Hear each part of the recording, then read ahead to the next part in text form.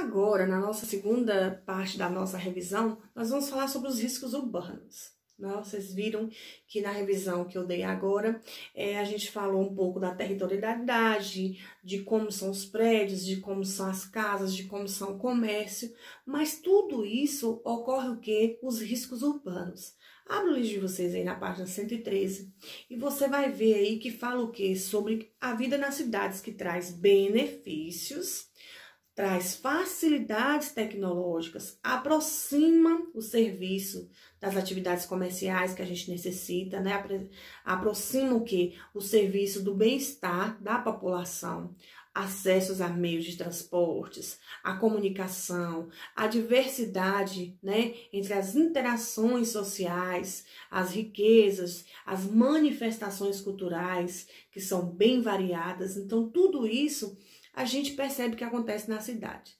Só que, contrapartida, o que acontece?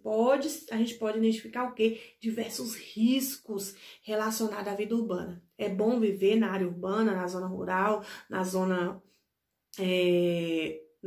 na cidade, é bom viver, mas nós corremos riscos, muitos riscos, né? Esse jornal aí traz o quê? Falando sobre o mosquito, né? A Aedes aegypti, o mosquito da dengue, que infectou a cidade no sul de Minas Gerais. É um risco nas nossas cidades. Risco que causa o quê? Que causa doença e que pode gerar até a morte, dependendo de cada caso, né? Aí vem falando da outra parte, edifício de 24 andares pega fogo e desaba em São Paulo. Olha só, os edifícios, os prédios que são feitos para os benefícios da população, muitas vezes são desestruturados, né? E acabam trazendo riscos para a população. Então, olha só os riscos urbanos, né? Na página 114 fala que no meio urbano o risco ele pode ser definido de várias formas, né? Ocorrem vários danos em vários espaços. E isso ocorre ao quê? Aos fenômenos perigosos que acontecem.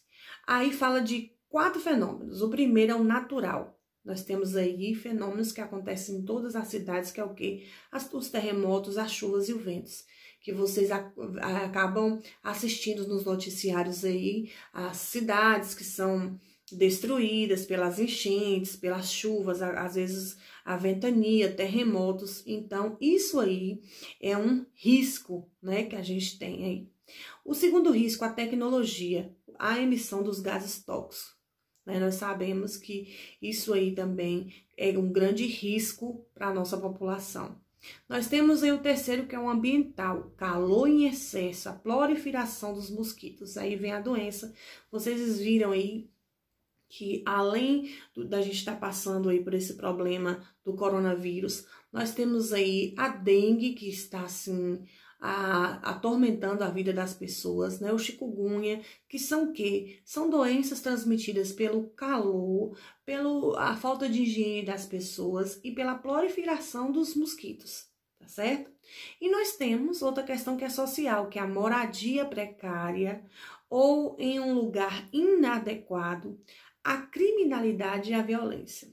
A moradia precária, às vezes a gente fala da questão das favelas, que às vezes são construídas em morros, né, que não deveriam ser construídas casas ali, mas as pessoas acabam construindo e o que acontece? Às vezes vem a enchente e aí acabam derrubando aquelas casas. Nós temos também a criminalidade e a violência urbana. Vocês sabem que hoje em dia as cidades são violentas, os marginais estão aí para poder roubar, para matar, às vezes para traficar droga, então acontece muito isso. E isso é um risco urbano, certo? São riscos urbanos, né? Na página 115 fala o quê? Por que existem esses riscos urbanos? Né? Alguns fatores determinam que as cidades apresentam esses riscos urbanos. Quais são esses fatores? Primeiro, fragilidade estrutural, né? A fragilidade dos edifícios, que eu falei, né? Às vezes os edifícios eles não são bem feitos, bem construídos, analisados, né? E aí tem uma ocupação grande, podendo ocasionar quedas, incêndios. Por quê? Porque não são bem feitos, né? Nós temos também a ineficiência ou a inexistência de infraestrutura, ou seja, né, a falta de esgoto, a falta de água tratada, a falta de coleta de lixo correta em certas cidades. Então, tudo isso é um risco urbano. Outra coisa, a concentração desigual de recursos financeiros, ou seja, entre a população resulta uma marginalização e um segredo espacial, ou seja, tem pessoas que têm condições de vida, conseguem desenvolver uma boa família, ter um bom trabalho, e tem pessoas que infelizmente não conseguem e aí passa para o quê? Para a marginalidade, né? O roubar. Nós temos a falta de participação da população. Olha, isso aí é muito importante, tá? Nos assuntos que diz respeito à cidade, a incapacidade, o desinteresse dos governantes ao administrar as cidades. Ou seja, nós estamos em época de política que vocês sabem que os políticos vão, prometem, fazem, acontece, que vai acontecer tudo direitinho dentro de 4 anos. E muitas coisas não acontecem. E isso aí também é falta da participação da população. A população tem que cobrar. Ah, você não disse que ia fazer isso, então por que você não fez? Então a população tem que chegar junto, porque quem elege essas pessoas é quem? É a população. Então é a própria população que tem que sair cobrando, que tem que ir atrás dos políticos para o quê? Para poder fazer a sua cidade crescer, correto? Outro é a degradação ambiental, né? Causada pelo quê? Pela expansão urbana, às vezes não tem preservação nas áreas, as pessoas destroem árvores, as queimadas, então tudo isso prejudica os riscos, tá? Na página 117 fala sobre a possibilidade de desenvolvimento sustentável, tá? Algumas cidades... os programas de desenvolvimento são elaborados de maneira sustentável. Sustentável é o quê? Né? Usam recursos sustentáveis, né? A ONG, segundo uma ONG que atua no país, o desenvolvimento é sustentável quando ele é capaz de suprir as necessidades da geração atual sem comprometer a capacidade de atender às necessidades das gerações futuras, ou seja, quando traz o desenvolvimento sem esgotar os recursos naturais para o futuro. Então, tudo que a natureza fornece para a gente é considerado um recurso natural. E o que a gente tem que fazer? Conservar esse recurso natural, né? Fazer de tudo para suprir as necessidades da geração atual, mas sem comprometer o quê? A nossa natureza, tá? Nós temos aí, eu canso de falar, vocês aqui dentro de Cândido Sales, vocês têm rios, vocês têm fazendas, vocês têm propriedades que traz o que para vocês? Esses recursos naturais. Basta o quê? As pessoas terem a noção de preservar esses recursos naturais, que já estão tão poucos, tão escassos, né? Eu sempre escuto as pessoas falarem que aqui tinha um rio, que esse rio transbordava e que era um rio enorme, e hoje a gente vê que o rio está seco. Então faltou o quê? A preservação disso, né? Porque as pessoas acabaram fazendo coisas que chegaram a secar mais o rio. Mas ainda existe coisas que o ser humano pode fazer para que o quê? Para você ter o benefício da natureza, para que você usufrua desse benefício. E a gente não pode pensar só na gente, a gente precisa pensar no nosso futuro, né? Nos filhos nossos, em vocês, crianças que estão crescendo, vocês estão aí com 10, 11 anos, então futuramente vocês vão precisar dessa natureza, né? Precisar contemplar o belo, e isso é importante, tá? Nós temos na página 120 o desenvolvimento das cidades evitando riscos, tá? Então, assim, a gente pode fazer um planejamento urbano para evitar riscos da queda de prédios. Isso tudo vem o quê? Tem que ser objetivo, tem que ser planejado os prédios, tem que ser gerenciados, os engenheiros têm que estar ali planejando direitinho, fazendo as medidas corretas para que esse planejamento urbano seja feito de maneira correta. E nós temos as ações específicas, que é o que? Fornece a redução de riscos, tanto em termos de estruturas, né, como em orientação prévia. Desculpe. Em caso de riscos naturais, é importante também elaborar um plano de emergência. Então, as cidades têm que ter essas ações específicas. Vamos fazer aí a correção da atividade da página 117, que fala sobre o planejamento sustentável. Aí tá assim, ó. Segundo o WWF Brasil, desenvolvimento sustentável devem garantir a necessidade da geral atuação, sem comprometer a capacidade de atender às necessidades das futuras gerações. Responda. A quem a geração atual? Todos nós que vivemos agora e que vamos viver futuramente, que estamos vivendo no presente e que vamos viver futuramente, que são vocês, tá? Letra B. Quem são as gerações futurais? Aí, ó, os nossos filhos, nossos netos, vocês, né? Que são essas gerações do futuro, tá? Próximo. Quais recursos da natureza são necessários para a manutenção da vida em geração atual, tá? Vocês sabem que a luz solar, a água, o ar, o solo, os recursos vegetais, animais e minerais, tudo que vem da natureza são recursos, né, importantes para a gente. De que você imagina que as gerações futuras precisarão para viver na nossa terra, né?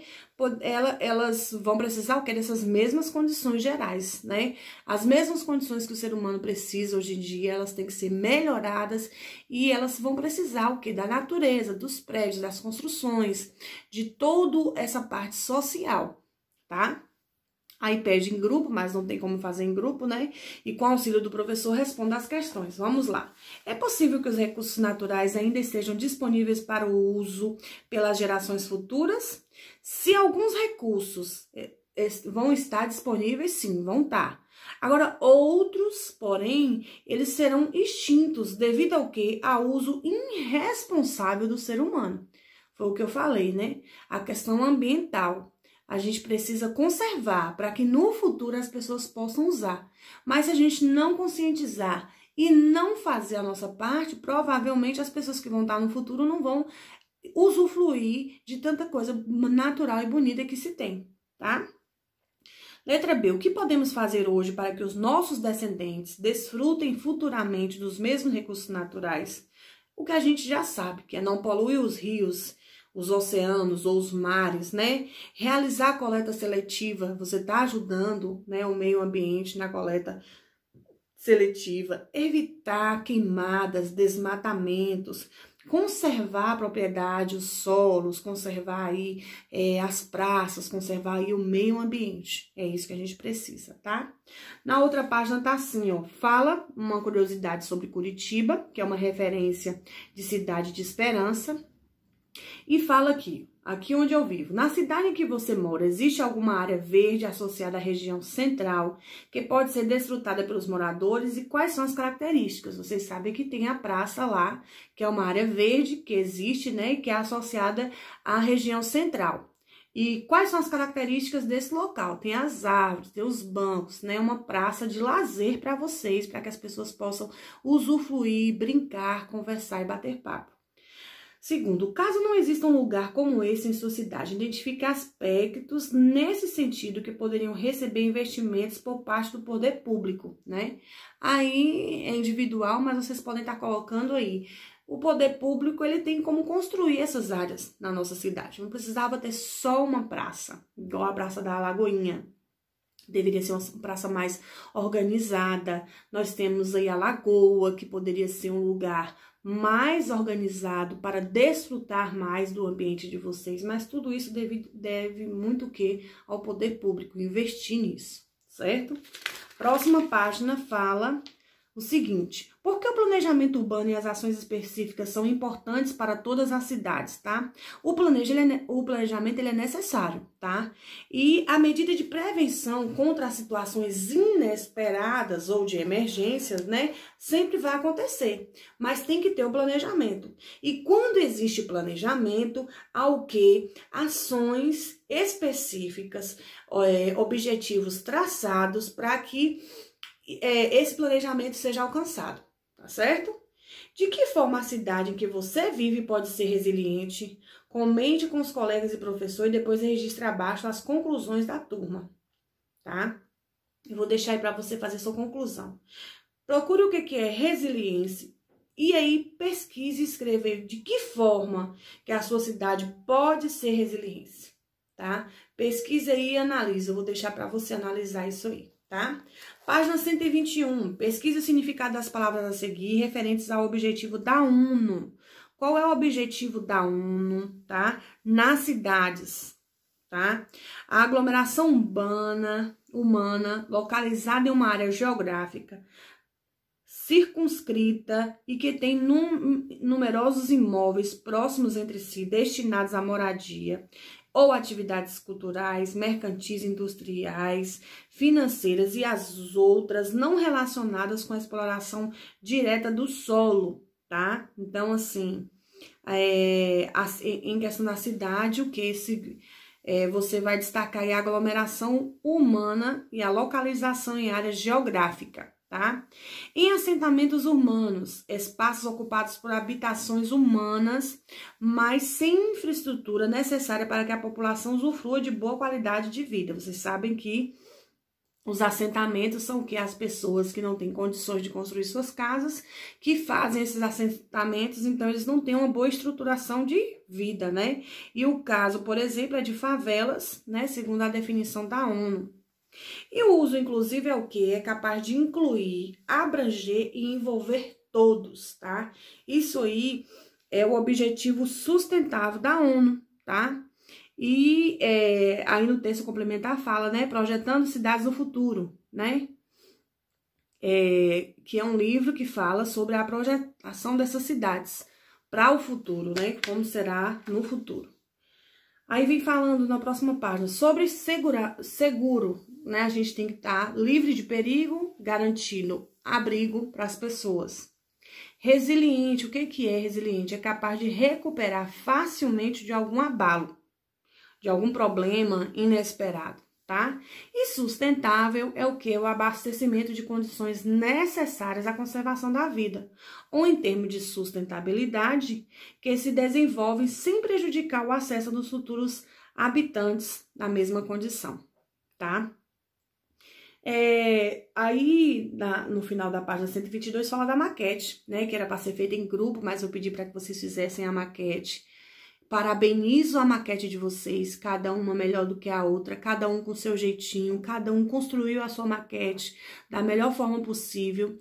E eu agradeço muito isso, eu agradeço a parceria dos pais de vocês, que eu sei que eles ajudaram bastante.